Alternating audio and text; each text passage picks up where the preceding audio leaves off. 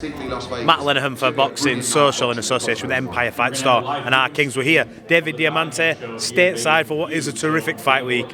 Diego Pacheco, Steven Nelson. First off, how are you? All good? I'm feeling great, man. Happy New Year to everyone out there. I mean, what a 2024. Just some really great fights, but we're starting off 2025 in a big way, and this is a great way to do it. I mean, don't forget we also have the Nottingham show. Dalton Smith taking, going to action in Nottingham, and then we're coming over here to do this. But this is a great fight from top down. I mean, Diego Pacheco and Steven Nelson, you just saw the stick up there. It's just great.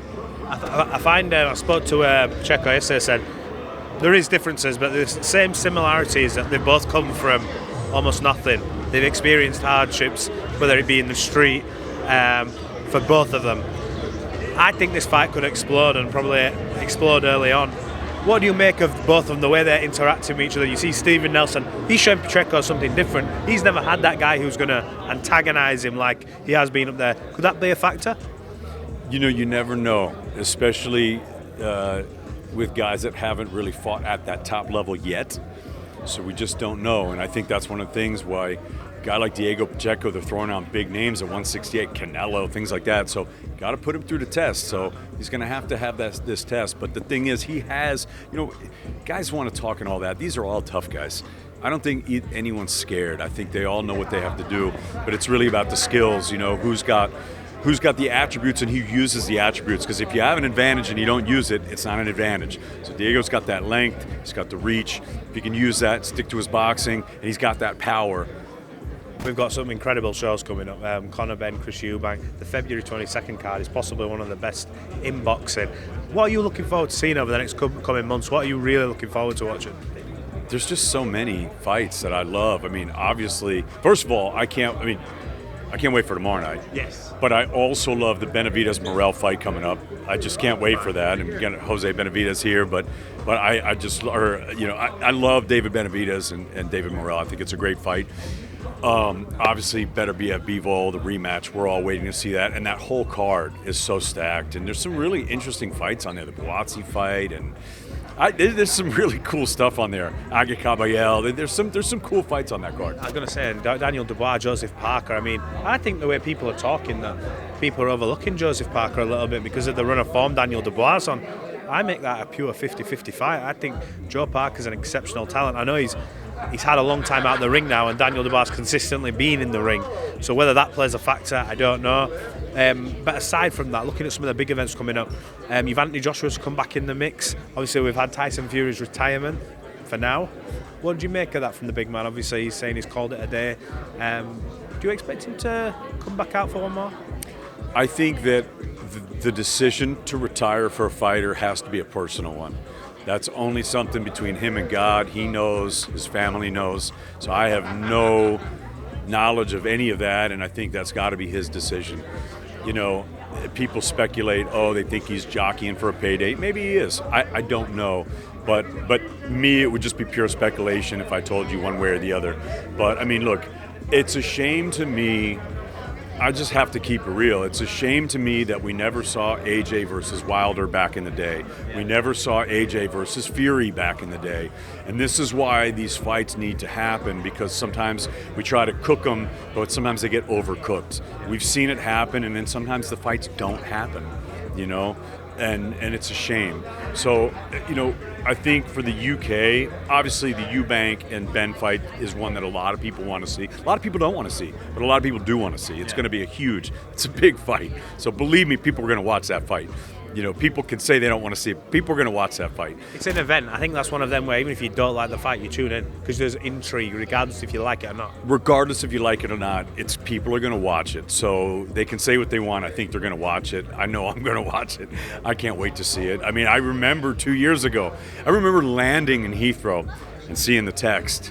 And just the deflation and that whole open workout situation, and it was awkward. It was really awkward. It was one of the most awkward weeks of boxing that really we've ever had.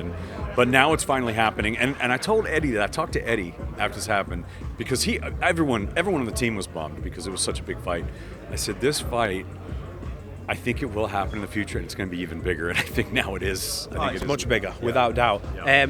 Look, I want to talk to you about Gervonta Tank Davis. He's coming up in a few weeks. I think March 1st against Lamont Roach. Lamont obviously stepping up in weight. But what do you want to see Tank do? I know everyone. I'm not asking for speculation, but when you look at the fights out there for him, I think him and Shakur is one of the biggest fights in boxing. I have to say right now, if Shakur Stevenson and Tank ever got made, that for me is, especially in this side of the pond, that is the biggest fight. What do you want to see from Tank? What you just said. Yeah, that's the fight. For me, right now, that's the fight. Because everyone loves Tank, and they should, because the guy's got power, he's got charisma, he's a hell of a fighter. But we want to see him fight at that top level. And I think Shakur, there's just no doubt he's such a generational talent. Let's make this fight. Let's make this fight. Because even if somebody loses, it matters how you lose. Yes. It matters how you lose. If you fight like a warrior, you go out on your shield, whatever, you try your hardest, you come up a little short. Sugar Ray Leonard had losses, Manny Pacquiao had losses, Muhammad Ali had losses, they all had losses. Come on, guys. Let's give the fans the fights. That's what I want to see. It's not just about Tank and Shakur. It's about all these guys. Let's make these fights. And that's what I like about like a Steven Nelson, Diego Pacheco. It's a really tough fight. And I think no one really knows what's going to happen. We can think that Diego might win, but we don't necessarily know that. We just don't. Steven Nelson, anyone that knows him, that trains him, you see his whole camp. I mean, this is almost Bomac versus Benavidez. Those guys were in there, but they really believe in their guy. And Nelson believes in himself, as does Diego. That's what makes this sport so great. So even someone's going to win and someone's going to lose. Someone's always got to go. It's a Nixon ill, right? Someone's nil's going to get nixed. But either way, if they fight hard, you still move on. You still move forward. Crawford and Canelo, I mean, I said to Eddie, look, if Crawford does this, where do you put him? And he says, oh, look, you stop the question of him being at that top table in terms of resume. He's there. What do you think? It's incredible. And with the weight, obviously, it's tough. But do you think he can do it? Well, can he do it? Yes.